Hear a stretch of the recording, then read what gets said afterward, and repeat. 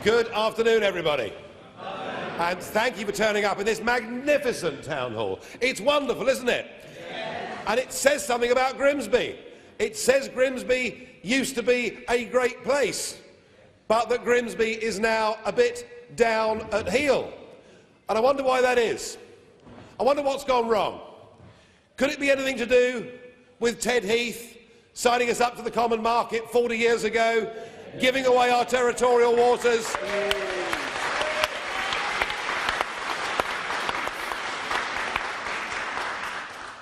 But to bring you more up to date, our revered Prime Minister from 1997 to 2005, the oh-so-popular Tony Blair. Oh, I've misread the audience. I must have got that one wrong. Tony Blair, you may have seen, intervened in politics yesterday. He said that we should not have a referendum on the European Union because it was in our interests to remain a member of it. Well, is that the same Tony Blair that said if we didn't join the single currency, this country might be severely reduced and all our businesses would leave? Is it the same Tony Blair who promised us a referendum on the European Constitution and didn't deliver it? And is it the same Tony Blair who has now made millions of pounds out of the very giant corporate companies who work hand in glove with the European Union to the detriment of ordinary working people? I think it is, don't you?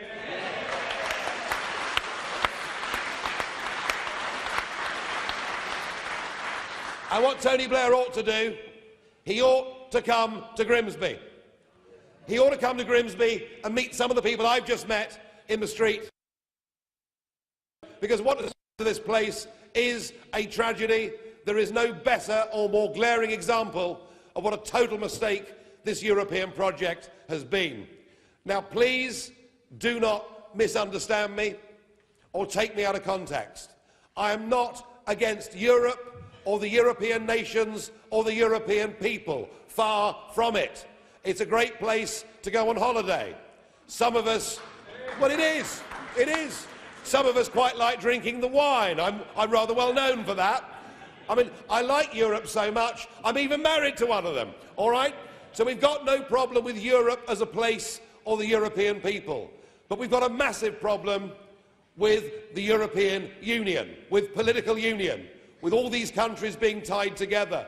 Because what happened here was we joined something as a result of joining the common market called the Common Fisheries Policy. And we did that at the very moment that we lost the cod war against Iceland. Losing the cod war against Iceland was a big blow to a town like Grimsby, but the result of the cod war was that in 1976, international territorial waters were redefined. Pre-76, 12 miles was the limit that any nation had total control over. Post-1976, that became 200 miles. And what we have done is the very opposite to what they've done on the other side of the North Sea, to what they've done in Norway. And in Norway, they have a 200-mile exclusive economic zone, and all the fish that swim and spawn in those areas are the possession of the Norwegian nation. And Norway has a thriving fishing industry. And the fishing industry there employs tens of thousands of men and women. And what we have done, as a result of membership of the Common Fisheries Policy, we are now allowed to catch less than 20% of the fish that swim in British waters. The other 80% we've given away to the rest of Europe. And that is why Grimsby has now been reduced to 15 fishing boats. That is why all the filleters and all the processors in this town import either 80 or, on a bad day, 100% of their fish in from Iceland and Norway. Have you noticed? Iceland and Norway are not members of the European Union, and when Britain leaves the European Union, Grimsby once again will be a great fishing port.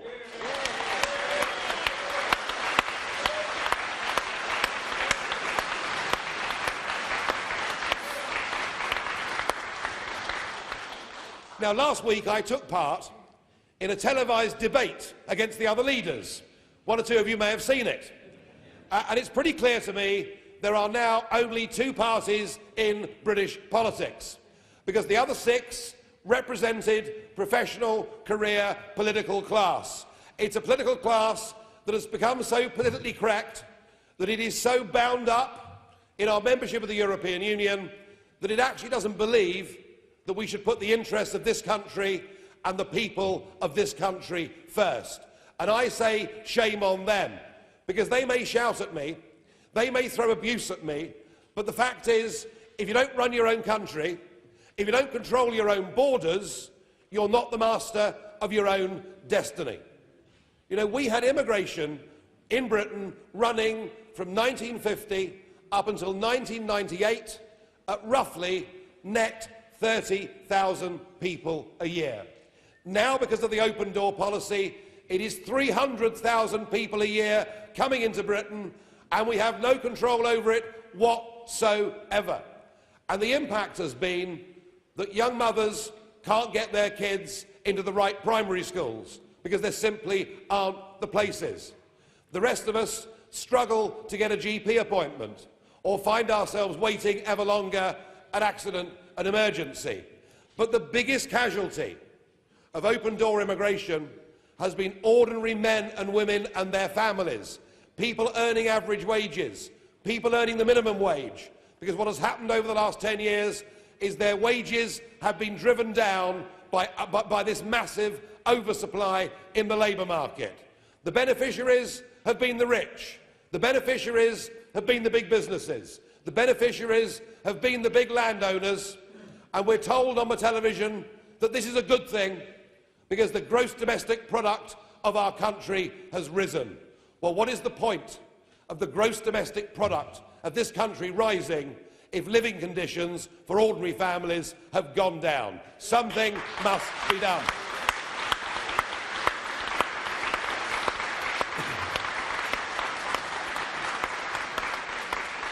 Now, 77% of the British population want to take back control of our borders. And interestingly, every single ethnic group in Britain agrees with that proposition too. But the only party that can offer a positive solution is UKIP. It's UKIP. We want a referendum on our membership of the European Union, and we want it as soon as possible because we want to take back control of our borders.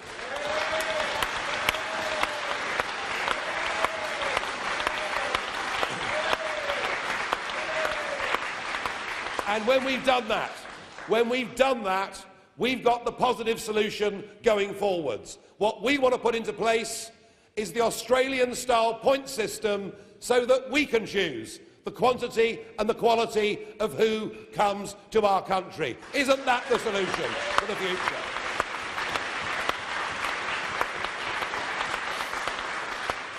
So I believe on this, the single most important issue in the minds of electors, it is only UKIP that is telling the truth. It is only UKIP that is offering a positive solution, and the establishment are terrified of us. They're so scared of us, they've decided there's no point going for the bull. They're going to go for the man instead. And that is why they throw out endless abuse, saying that we're extreme and racist and bad people. It is not racist or extreme or bad to want to control your borders sensibly and to make sure that immigration once again becomes a positive in our country and not a negative. It is the right thing to do.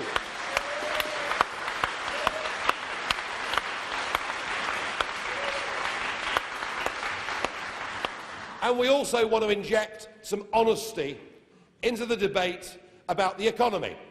OK, Mr Cameron tells you there is growth in the economy, everything is fixed, and you're all feeling the benefits of this so-called economic boom. I bet you're really feeling it in Grimsby, aren't you? Yeah, quite.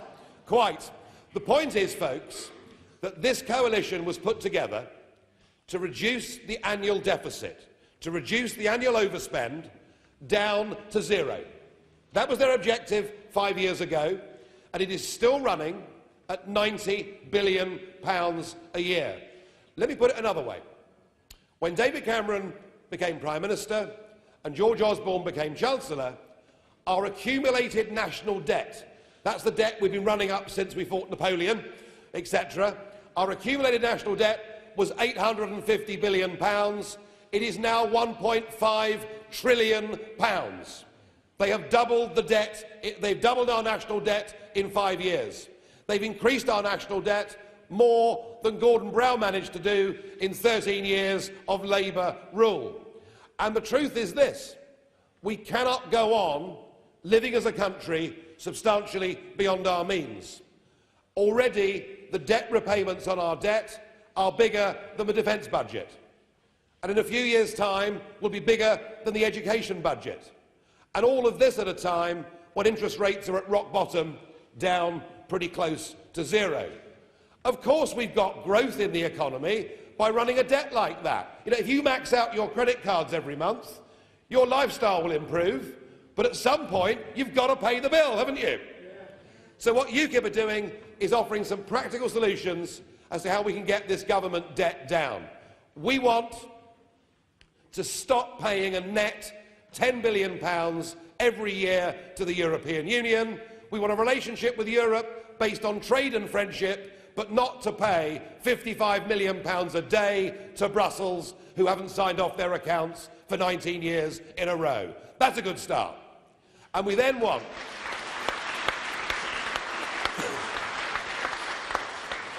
and we then want to deal with what David Cameron says has been his proudest achievement in government. And in this, he was complimented by Ed Miliband. They say that the fact that we now give more money in foreign aid than any other Western country is something we should be proud of. I bet it warms the cockles of your heart, doesn't it, to know? Right, well, we want to cut £10 billion a year from the foreign aid budget, all right?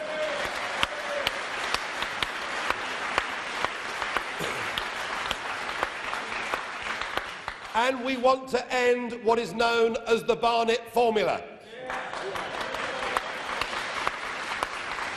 Or as I described it to Nicola Sturgeon's horror last week, stop shoveling money over Hadrian's Wall because it's not fair on the English, all right?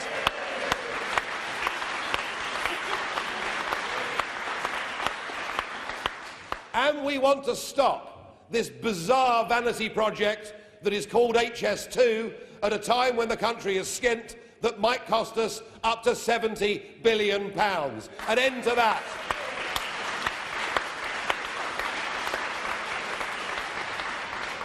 But we do want to spend some money. And what we want to do is to make sure that everybody working in this country who is earning the minimum wage is taken out of a tax system altogether to give people incentives to get off benefit and to get back to work.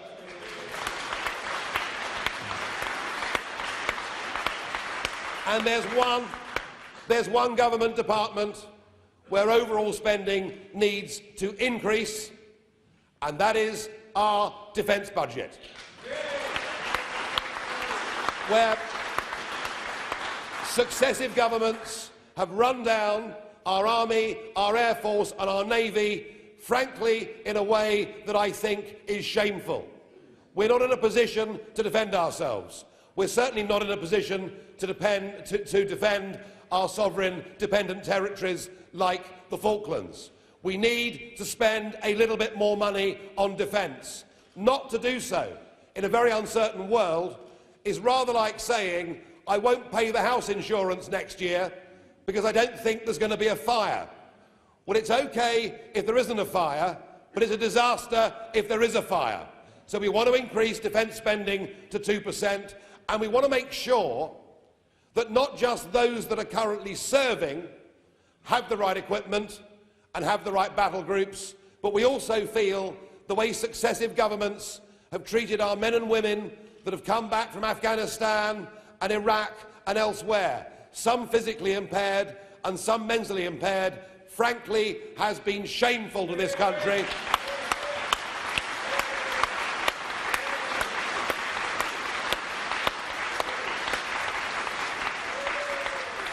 And we would like to appoint a veterans minister. We would like to open up a specially dedicated military hospital, and we'd like to open up some hostels. We'd like to open up some hostels to former servicemen and women who've fallen on hard times. You know, 1 in 10 of the people that sleep rough on the streets of this country every week have at some point been in the armed forces, and the least we can do as a country is to repay some of the debt that we owe them.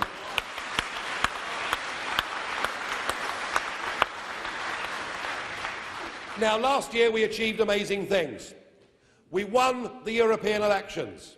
We then had 2 members of Parliament who left the Conservatives and joined us, but on a point of principle resigned their seats, put themselves up for by-election on the basis, as they both said, that ultimately it's the people who are the boss. Wasn't that refreshing to hear language like that from politicians? But we now go into a general election, and this is the highest hurdle in politics that I've yet had to jump. In fact, it's a bit like Beecher's Brook that the horses will have to face this Saturday. It is a big hurdle for us to climb, but we can do it. Remember, neither Cameron nor Miliband is going to form a majority. One will be the biggest party, but neither can form a majority. So it'll be a bit like it was in 2010. It'll be the other parties that ultimately decide the makeup of the next government in 10 Downing Street. And I believe we've every chance of UKIP being part of that mix. I have every reason to believe that we can find ourselves on May the 8th in a position of influence, in a position to change things. Please don't misunderstand me. I don't want to sell out. I don't want a ministerial car, but I do want to drive the agenda in British politics in the next 5 years.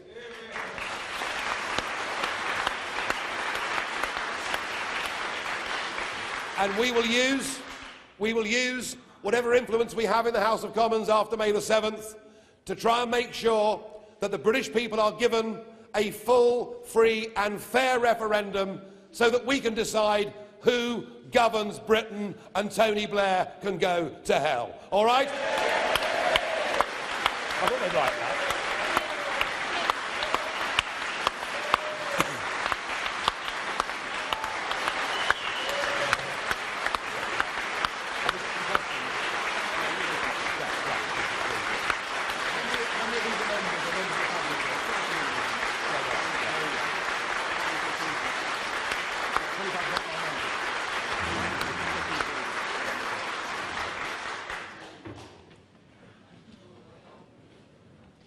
Wow.